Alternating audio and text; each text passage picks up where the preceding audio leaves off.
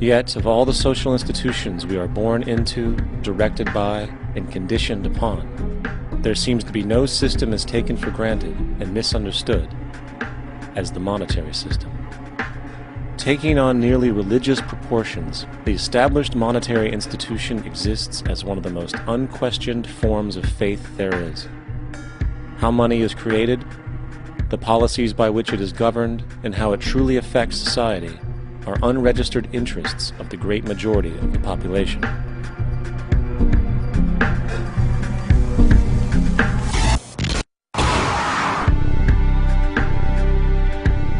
In a world where 1% of the population owns 40% of the planet's wealth, in a world where 34,000 children die every single day from poverty and preventable diseases, and where 50% of the world's population lives on less than $2 a day, one thing is clear: something is very wrong. And whether we are aware of it or not, the lifeblood of all of our established institutions, and thus society itself, is money. Therefore, understanding this institution of monetary policy is critical to understanding why our lives are the way they are. Unfortunately, economics is often viewed with confusion and boredom. Endless streams of financial jargon, coupled with intimidating mathematics, quickly deters people from attempts at understanding it. However, the fact is, the complexity associated with the financial system is a mere mask, designed to conceal one of the most socially paralyzing structures humanity has ever endured.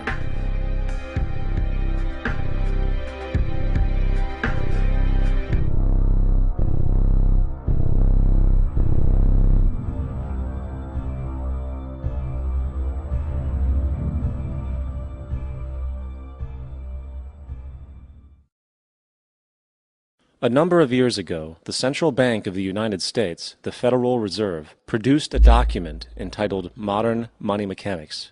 This publication detailed the institutionalized practice of money creation as utilized by the Federal Reserve and the web of global commercial banks it supports. On the opening page, the document states its objective. The purpose of this booklet is to describe the basic process of money creation in a fractional reserve banking system. It then proceeds to describe this fractional reserve process through various banking terminology, a translation of which goes something like this. The United States government decides it needs some money, so it calls up the Federal Reserve and requests, say, $10 billion. The Fed replies, saying, sure, we'll buy $10 billion in government bonds from you. So the government takes some pieces of paper, paints some official-looking designs on them, and calls them treasury bonds. Then it puts a value on these bonds to the sum of $10 billion and sends them over to the Fed. In turn, the people at the Fed draw up a bunch of impressive pieces of paper themselves, only this time calling them Federal Reserve notes, also designating a value of $10 billion to the set. The Fed then takes these notes and trades them for the bonds. Once this exchange is complete, the government then takes the $10 billion in Federal Reserve notes and deposits it into a bank account. And upon this deposit, the paper notes officially become legal tender money, adding $10 billion to the U.S. money supply. And there it is. $10 billion in new money has been created. Of course, this example is a generalization, for, in reality, this transaction would occur electronically, with no paper used at all.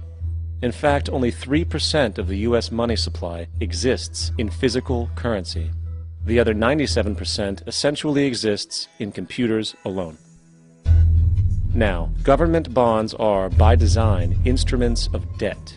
And when the Fed purchases these bonds, with money it essentially created out of thin air, the government is actually promising to pay back that money to the Fed. In other words, the money was created out of debt. This mind-numbing paradox of how money or value can be created out of debt or a liability will become more clear as we further this exercise. So, the exchange has been made and now $10 billion sits in a commercial bank account. Here's where it gets really interesting. For as based on the fractional reserve practice, that $10 billion deposit instantly becomes part of the bank's reserves, just as all deposits do. And regarding reserve requirements, as stated in Modern Money Mechanics, A bank must maintain legally required reserves equal to a prescribed percentage of its deposits. It then quantifies this by stating, under current regulations, the reserve requirement against most transaction accounts is 10%. This means that with a $10 billion deposit, 10% or $1 billion is held as the required reserve, while the other $9 billion is considered an excessive reserve and can be used as the basis for new loans. Now, it is logical to assume that this $9 billion is literally coming out of the existing $10 billion deposit. However, this is actually not the case. What really happens is that the $9 billion is simply created out of thin air on top of the existing $10 billion deposit. This is how the money supply is expanded. As stated in modern money mechanics, of course they, the banks, do not really pay out loans from the money they receive as deposits. If they did this, no additional money would be created. What they do when they make loans is to accept promissory notes, loan contracts, in exchange for credits, money, to the borrower's transaction accounts. In other words, the $9 billion can be created out of nothing simply because there is a demand for such a loan and that there is a $10 billion deposit to satisfy the reserve requirements. Now, let's assume that somebody walks into this bank and borrows the newly available $9 billion. They will then most likely take that money and deposit it into their own bank account. The process then repeats, for that deposit becomes part of the bank's reserves. 10% is isolated, and in turn 90% of the $9 billion, or $8.1 billion, is now available as newly created money for more loans. And, of course, that 8.1 can be loaned out and redeposited, creating an additional 7.2 billion, to 6.5 billion, to 5.9 billion, etc. This deposit money creation loan cycle can technically go on to infinity. The average mathematical result is that about $90 billion can be created on top of the original $10 billion. In other words, for every deposit that ever occurs in the banking system, about 9 times that amount can be created out of thin air. Money jitters? Ask the obliging Bank of America for a jar of soothing instant money, M-O-N-E-Y, in the form of a convenient personal loan. So, now that we understand how money is created by this fractional reserve banking system, a logical yet elusive question might come to mind. What is actually giving this newly created money value? The answer? The money that already exists. The new money essentially steals value from the existing money supply. For the total pool of money is being increased irrespective to demand for goods and services. And as supply and demand finds equilibrium, prices rise, diminishing the purchasing power of each individual dollar. This is generally referred to as inflation, and inflation is essentially a hidden tax on the public. What is the advice that you generally get? And that is, inflate the currency. They don't say debase the currency. They don't say devalue the currency. They don't say cheat the people who are saved. They say lower the interest rates. The real deception is when we distort the value of money. When we create money out of thin air, we have no savings, yet there's so-called capital. So my question boils down to this: how in the world can we expect to solve the problems of inflation, that is, the increase in the supply of money, with more inflation? Of course, it can't. The fractional reserve system of monetary expansion is inherently inflationary. For the act of expanding the money supply, without there being a proportional expansion of goods and services in the economy, will always debase a currency.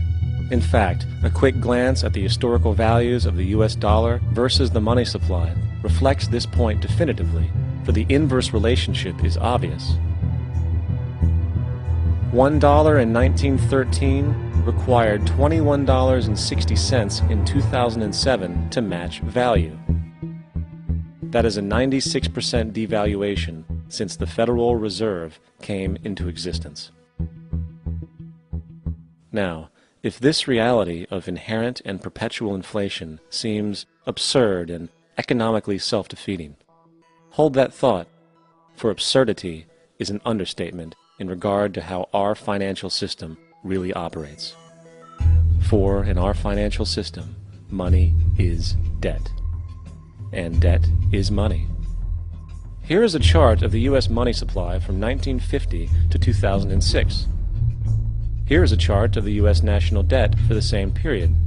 How interesting it is that the trends are virtually the same. For the more money there is, the more debt there is. The more debt there is, the more money there is. To put it a different way, every single dollar in your wallet is owed to somebody by somebody. For remember, the only way the money can come into existence is from loans. Therefore, if everyone in the country were able to pay off all debts, including the government, there would not be $1 in circulation.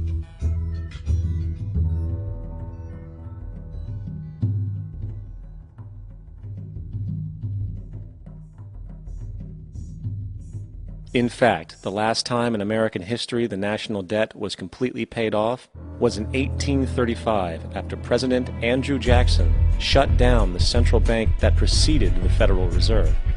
In fact, Jackson's entire political platform essentially revolved around his commitment to shut down the central bank, stating at one point, "The bold efforts the present bank has made to control the government are but premonitions of the fate that awaits the American people, should they be deluded into a perpetuation of this institution or the establishment of another like it." Unfortunately, his message was short-lived, and the international bankers succeeded to install another central bank in 1913, the Federal Reserve. And as long as this institution exists, perpetual debt is guaranteed.